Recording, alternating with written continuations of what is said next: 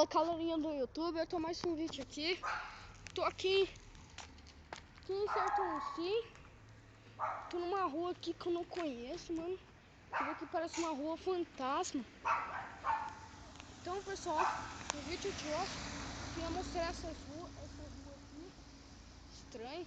E uma casa que é do meu primo. Ele mora nessa rua estranha. Então, vamos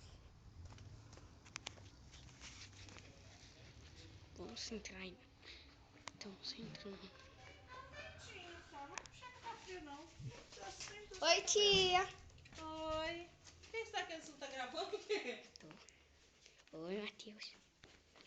O que você tá gravando? Tô gravando a Caça Fantasma.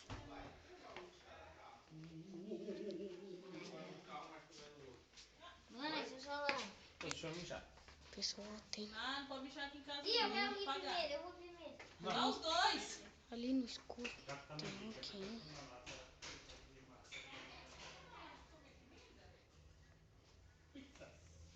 Pessoal, acho que eu vou sair daqui. Vamos, pessoal! Corre, corre, corre, corre, corre, corre, corre, corre, corre, corre, corre!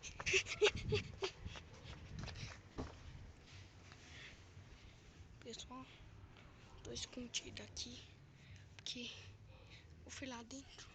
Tinha muita coisa estranha. Eu vi até uma criança lá cheia de sangue, mano. Isso deu medo pra caramba. Eu também vi algumas coisas, tipo fantasmas, essas coisas. Pessoal, não passe por essa rua. Olha como é que ela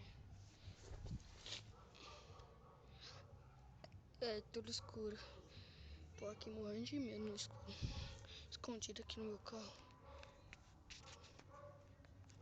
Pessoal, não façam isso em casa. E deixa o like aí se vocês gostaram do vídeo. Comente no canal se vocês acharam ruim ou não. E fui.